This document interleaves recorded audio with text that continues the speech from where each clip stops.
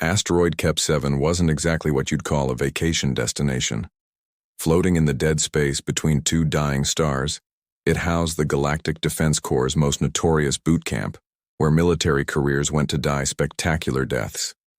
The locals called it the meat grinder, which was honestly being generous since meat grinders actually produced something useful. Sergeant Vexistar stood on the observation deck, all four arms crossed behind his chitinous back, watching the latest batch of recruits shuffle into the briefing room like condemned prisoners.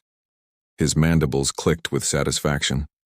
23 recruits had entered his program this cycle. By his calculations, maybe 6 would make it through the first week. Maybe. "Another glorious day in paradise, Sergeant," Lieutenant Zara Quinn remarked, joining him at the reinforced viewport. Her voice carried that particular brand of military sarcasm that could strip paint at 50 yards. "Indeed, Lieutenant. Today we begin the Raider simulation." Vextar's compound eyes gleamed. "I have high hopes for psychological devastation." That's when Marcus Rodriguez walked in, and everything went sideways. Most recruits entered the briefing room looking like they were attending their own funeral. Tank Rodriguez, nobody called him Marcus after the first day, bounced in like he was heading to a birthday party. Not just any birthday party, but one with cake, presents, and maybe a surprise appearance by his favorite band. "Good morning, everyone," Tank announced to the room full of terrified aliens, flashing a grin that could have powered a small space station. "Beautiful day for some military training, don't you think?" Lieutenant Quinn raised an eyebrow. "Recruit, are you aware that the Raider simulation has a 93% psychological breakdown rate?" "That sounds like a challenge, ma'am," Tank replied, somehow managing to make the words sound cheerful rather than insubordinate. "I love challenges almost as much as I love breakfast, and I really love breakfast." Sergeant Vexitar's mandibles stopped clicking. In his 17 years of breaking recruits, he had never encountered enthusiasm. Fear, yes. Determination, occasionally. Barely contained terror disguised as bravado, absolutely. But genuine enthusiasm? This was new territory. "The simulation begins in 10 minutes, Vextar announced, his voice carrying the promise of impending doom. "You will face overwhelming odds, impossible objectives, and scenarios designed to push you beyond your breaking point. Most of you will fail. Some of you will require therapy." Ooh, therapy. Tank perked up. "I've always wondered what that was like. Do they have comfortable chairs?" The other recruit stared at him like he'd just volunteered to wrestle a space kraken. A nervous Centauri with 6 eyes, Cadet Blix according to his file, whispered something that sounded like a prayer in 3 different languages simultaneously. Lieutenant Quinn leaned closer to Vextar. "That human concerns me." "Excellent," the sergeant replied. "He concerns me too. I shall take great pleasure in correcting his attitude." The briefing room's lights dimmed as the holographic display activated, showing the simulation parameters. A hostile space station, multiple entry points, 47 enemy contacts. Standard military doctrine suggested a minimum of 12 operatives for this scenario. They were sending in 6 recruits. "Your objective," Vextar continued, "is to infiltrate the Raider stronghold, neutralize the threat, and extract valuable intelligence. You have limited ammunition, no backup, and the enemy knows you are coming. Questions?" Tank's hand shot up. "Are we allowed to have fun while we do it?" The room fell silent. Even the air recycling system seemed to pause in confusion.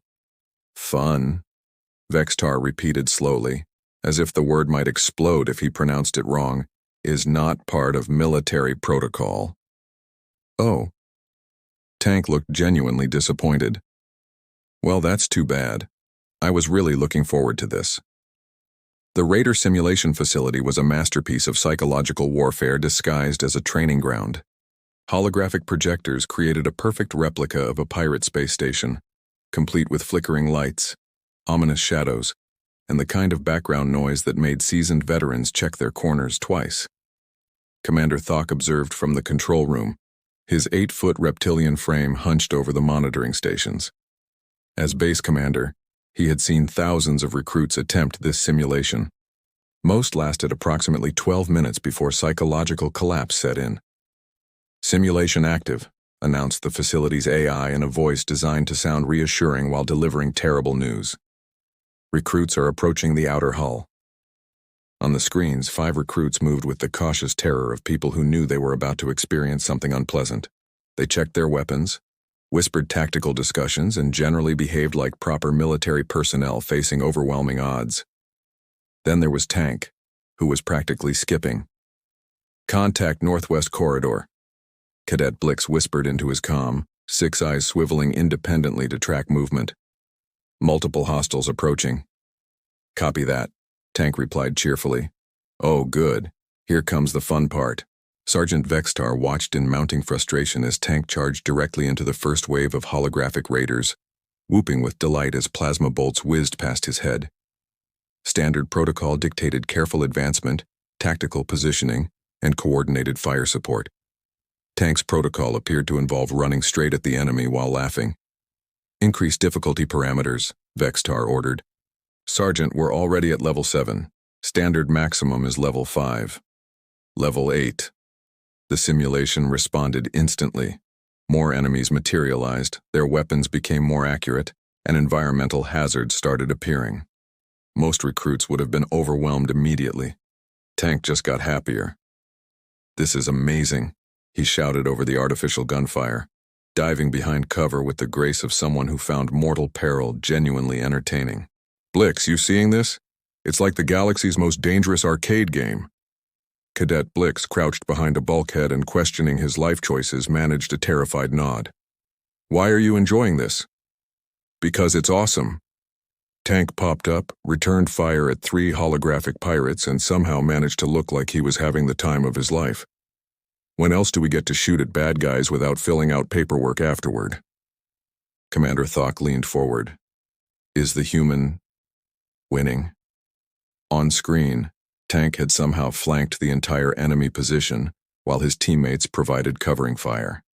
His tactics made no sense from a military standpoint, but they were undeniably effective. The Raiders' AI was struggling to adapt to someone who treated warfare like an elaborate game of tag. "Level 9, Vextar ordered through gritted mandibles. "Sir, level 9 isn't recommended for—" "Level 9! The simulation exploded into chaos. Gravity fluctuated wildly. Emergency klaxons blared and the enemy count doubled. 3 recruits immediately called for extraction, overcome by the sensory assault. Tank laughed harder. "Best day ever," he announced, somehow maintaining perfect aim while floating in zero gravity. "Blix, you've got to try the spinning thing. It's like a carnival ride, but with more explosions." Dr. Krelix, the base's chief medical officer, scuttled into the control room on 6 legs, her insectoid features creased with concern. "Commander, I'm reading stress levels that should indicate complete psychological breakdown, but the human's vitals suggest he's having fun?" "That's impossible," Vextar declared. "No sentient being enjoys combat simulation at level 9. "Tell that to Recruit Rodriguez," Commander Thok replied dryly. On screen, Tank had convinced Blix to join him in what appeared to be an impromptu dancing contest with holographic death. Somehow, this was working as a combat tactic. "Level 10, Vextar ordered. "Sir, level 10 doesn't exist. Create it." The simulation AI, designation ADA, was experiencing something unprecedented in her processing matrices. She had been designed to run tactical training scenarios within specific parameters. Level 10 wasn't in her programming because level 10 was theoretically impossible to survive.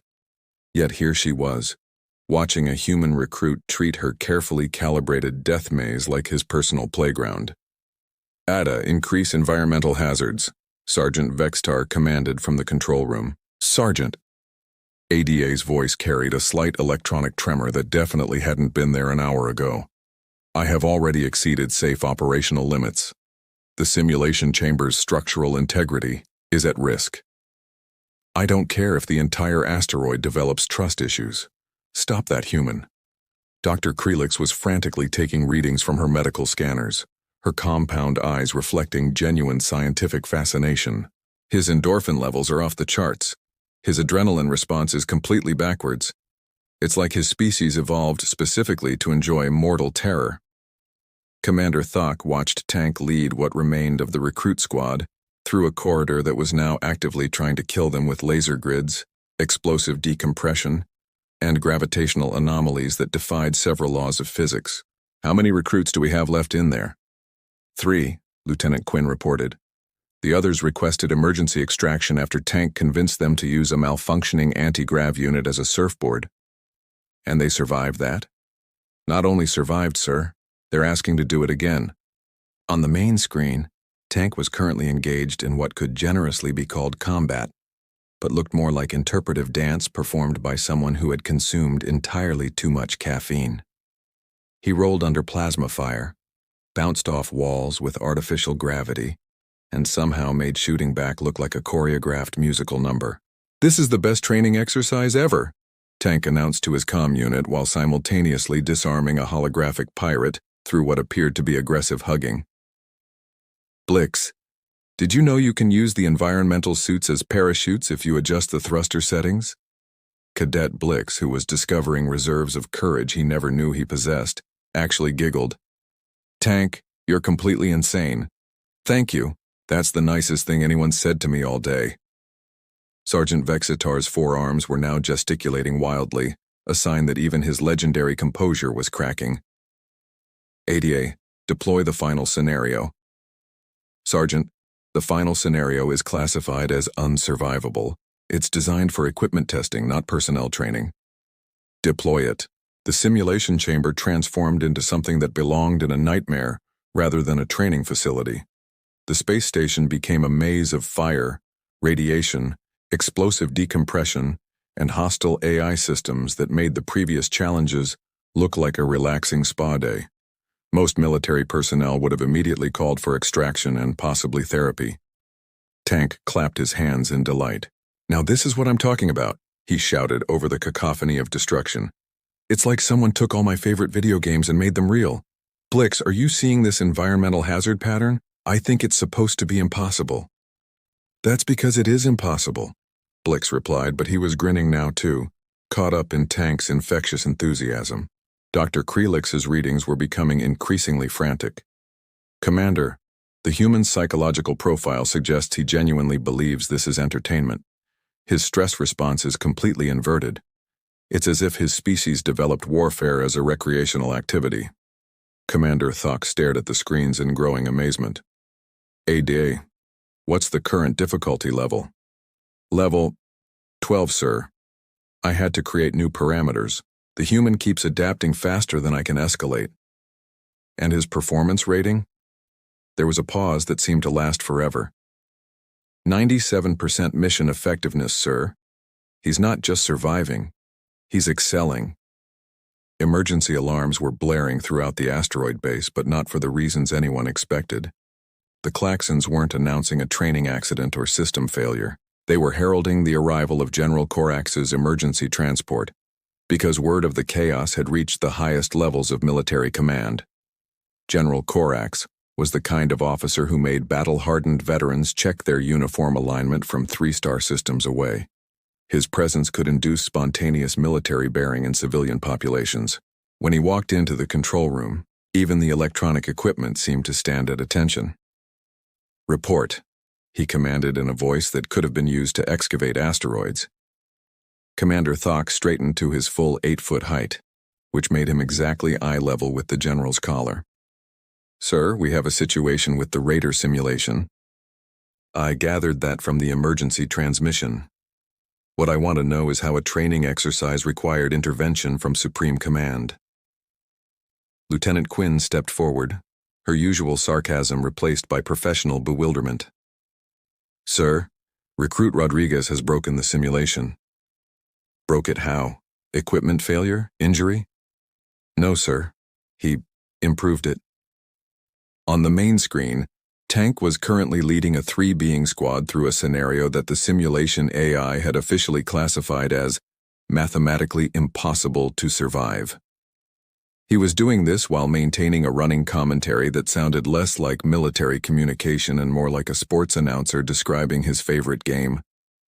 "And here comes another wave of hostile boarders." Tank's voice crackled through the speakers. "Blix, Take the high ground and show them what six-eyed coordination can do. Unknown recruit number 3, that spinning move you did with the plasma rifle was absolutely beautiful.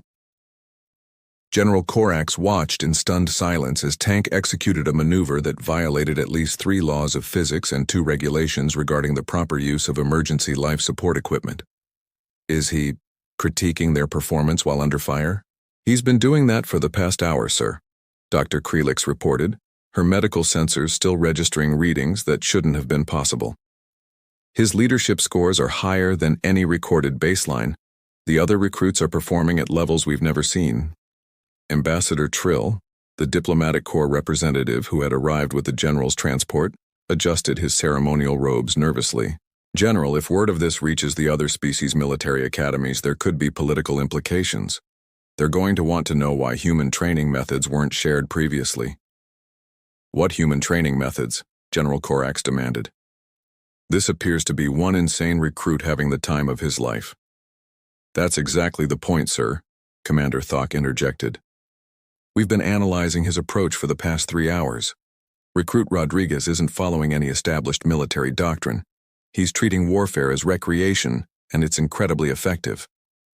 On screen, Tank had somehow convinced his squad to use a malfunctioning gravity generator as a tactical advantage. They were literally running on the ceiling while engaging hostiles, and it was working better than conventional tactics. The human appears to have no fear response, Dr. Krelix continued. But it's not courage in the traditional sense. He genuinely enjoys the challenge. His brain chemistry suggests he finds combat situations entertaining. General Corax absorbed this information with the expression of someone who had just been told that mathematics was actually optional. Are you telling me that human military effectiveness comes from treating warfare as a hobby? Not a hobby, sir, Lieutenant Quinn corrected. More like extreme sports, with higher stakes. The general turned to watch Tank execute what could only be described as a physics-defying pirouette while providing covering fire for his teammates. How long has this been going on? 4 hours and 17 minutes, sir, ADA's voice reported from the speakers. She still sounded slightly overwhelmed. I have been forced to create entirely new difficulty parameters. The simulation is now operating at theoretical levels that should not be survivable. And yet, mission effectiveness remains at 98%, sir. The human has improved. General Corax was quiet for a long moment, watching Tank high-five a six-eyed alien while standing on a bulkhead that was currently experiencing selective gravitational failure. Sergeant Vextar, he said finally. Yes, sir? I want a full analysis of Rodriguez's methods, if we can replicate this approach across our training programs. Sir, with respect, I don't think this can be replicated. The human appears to be genuinely insane.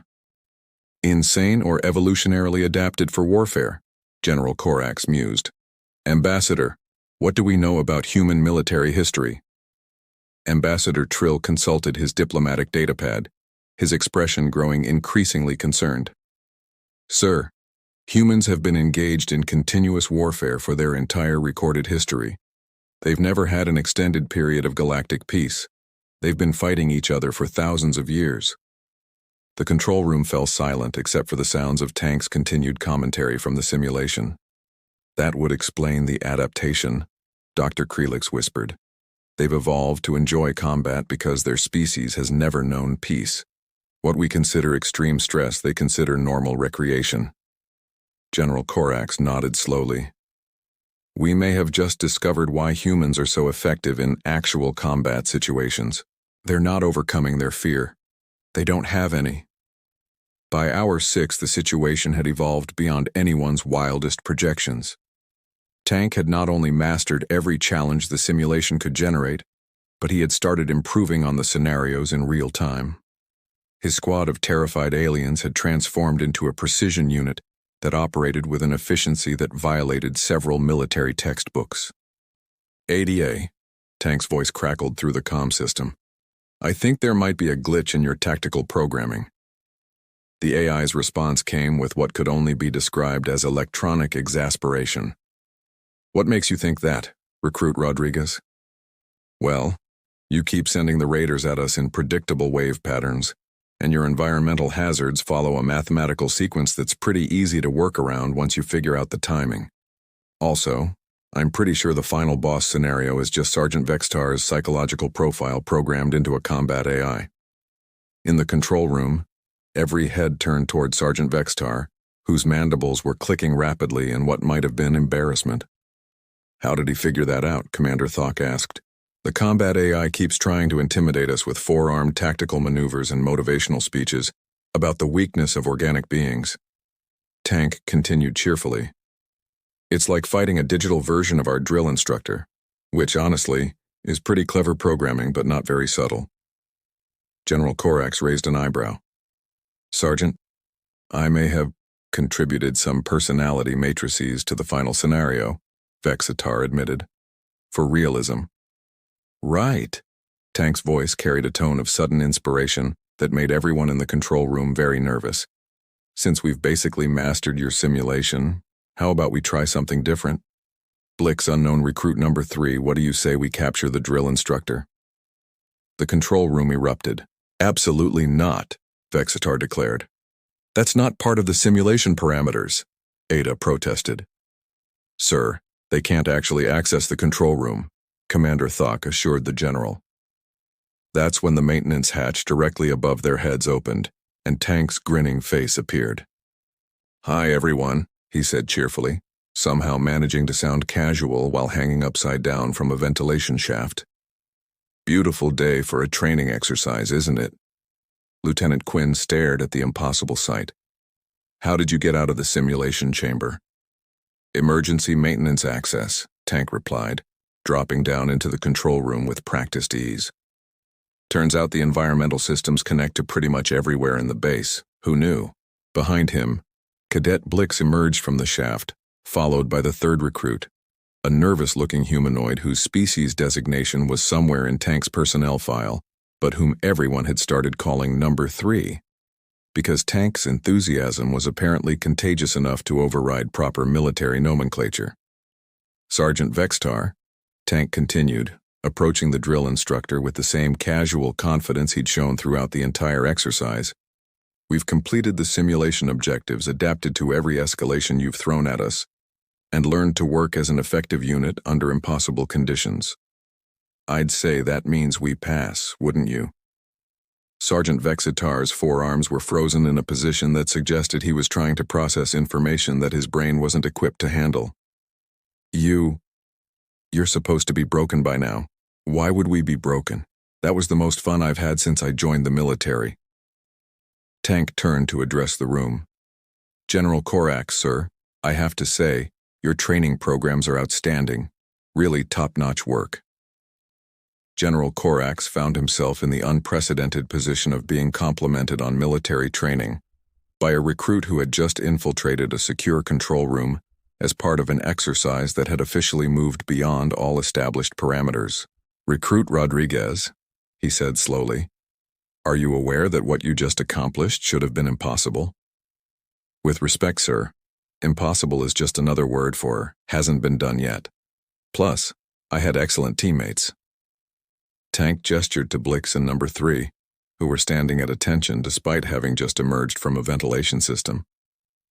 "Turns out other species are pretty awesome at this stuff once they stop being afraid of it."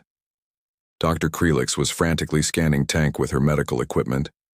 His stress levels are actually lower now than when he started. The extended combat simulation was relaxing for him. "Of course it was relaxing," Tank replied. "It's like a really elaborate puzzle, but with more explosions. Who wouldn't enjoy that?" The control room fell silent as everyone contemplated the implications of Tank's statement. Finally, General Korax spoke. "Recruit Rodriguez, in your opinion, what is the primary purpose of military training?" Tank considered the question with the seriousness it deserved. "To prepare soldiers for combat situations by teaching them to work effectively under pressure, adapt to changing circumstances, and maintain unit cohesion when facing overwhelming odds, sir." "And you believe the best way to achieve this is make it fun, sir. If people are enjoying themselves, they learn faster, perform better, and don't break under pressure.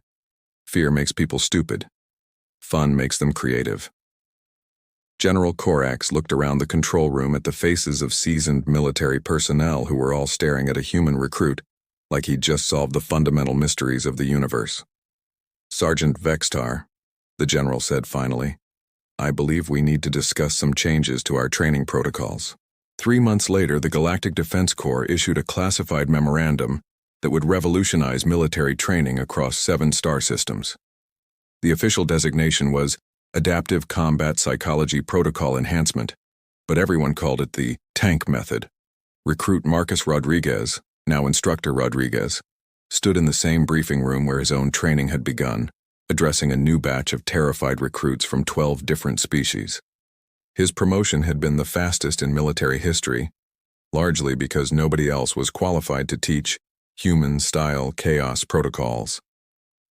"Good morning, everyone," Tank announced with the same infectious enthusiasm that had broken Sergeant Vextar's legendary composure. "Welcome to Advanced Combat Training, where we're going to learn that warfare isn't something to survive. It's something to excel at." The recruit stared at him with the familiar mixture of terror and confusion that Tank had come to recognize as pre-enlightenment anxiety. Sergeant Vextar, now Assistant Instructor Vextar, stood beside him with what might have been pride in his compound eyes. His conversion to Tank's methods had been complete once he realized that broken recruits were far less useful than enthusiastic ones. "The human will now demonstrate why your previous understanding of combat psychology was fundamentally flawed," Vextar announced to the class. "Pay attention. Your survival may depend on it." Lieutenant Quinn entered the briefing room carrying a stack of reports that represented 3 months of unprecedented training success. "Instructor Rodriguez, the latest performance metrics are in. Multi-species unit cohesion is up 400%. Stress-related training injuries are down to practically 0. And recruitment applications have increased by 600% since word got out about the new training methods." "That's fantastic," Tank replied. "Any interesting applications?" "Several species that previously refused military service have requested admission. Apparently, the idea of warfare as recreational activity appeals to demographics we never considered." In the back of the briefing room, General Korax observed the proceedings with the satisfaction of someone who had accidentally revolutionized military science. The tank method was already being implemented across the Defense Corps, and preliminary results suggested that human-inspired training protocols might represent the most significant advancement in military effectiveness since the invention of coordinated fire support. Dr. Krelix entered with her latest research data, her 6 legs moving with excitement. "Instructor, the psychological profiles are remarkable. Species that traditionally showed high stress responses to combat scenarios are now exhibiting human-like adaptation patterns. They're actually developing enjoyment responses to tactical challenges." "See?" Tank addressed his new class of recruits. "Fun is contagious, and when people are having fun, they do amazing things." Commander Thok, now Director of Enhanced Training Protocols, reviewed the base's operational status. The meat grinder had become the most requested training assignment in the galaxy. Morale was at record highs, performance metrics had exceeded all projections, and the asteroid's nickname had been officially changed to the Fun Zone, much to the horror of traditionalist military historians. The simulation AI ADA has also reported significant improvements, Commander Thok announced. She's developed what she calls creative programming protocols and has requested permission to design recreational combat scenarios for off-duty personnel. Tank beamed at his recruits. "You see? Even the computers think this stuff is fun once they get the hang of it." Ambassador Trill, who had spent 3 months managing the political fallout of human training methods, entered with the latest diplomatic reports. "Instructor, I have requests from 17 different species military academies for information about implementing human-style training protocols. They want to know if we can export the methodology." "Of course we can," Tank replied. "Fun is a universal concept. Well, mostly universal. There are probably some species out there who find combat genuinely terrifying, but we haven't met them yet." The briefing room fell silent as everyone contemplated the implications of that statement. Finally, one of the new recruits, a nervous-looking crystalline being from the outer rim, raised a tentacle. "Instructor Rodriguez, What if we're not naturally suited for enjoying combat? Tank's grin widened. That's the beautiful thing about adaptation. Nobody is naturally suited for this stuff. Humans weren't born knowing how to have fun with warfare. We learned because we had to, and then we got really good at it. The secret isn't being fearless, it's being more excited about the challenge than you are scared of the consequences. Sergeant Vextar nodded approvingly. The human speaks truth. Fear makes you predictable. Enthusiasm makes you dangerous. General Korak stepped forward to address the class. Recruits, you are about to participate in the most effective military training program in galactic history. 3 months ago, we believed that combat readiness required breaking down psychological barriers through stress and intimidation. We have since learned that the most effective approach is to build up confidence through challenge and achievement. Plus, Tank added, it's way more fun this way. As the new recruits were led to their first simulation, Tank reflected on how dramatically everything had changed. The galaxy's military forces were adapting human-style combat psychology, turning warfare from a grim necessity into something approaching an art form. Species that had never shown military aptitude were discovering hidden talents for tactical creativity. The universe was becoming a more interesting place, one training exercise at a time, and Tank was having the time of his life. Ready for another day of breaking the laws of physics and military protocol? He asked Vextar as they prepared for the next training session. Indeed, the former drill sergeant replied, though I still believe your methods qualify as a form of controlled insanity. The best kind! Tank laughed, heading toward the simulation chamber where another group of terrified recruits was about to discover that warfare could be fun. Behind them, the command staff watched with the satisfaction of people who had accidentally discovered that the universe's most effective military force was powered by enthusiasm, creativity, and the revolutionary concept that saving the galaxy should be enjoyable. After all, if you're going to fight for freedom and justice, you might as well have a good time doing it.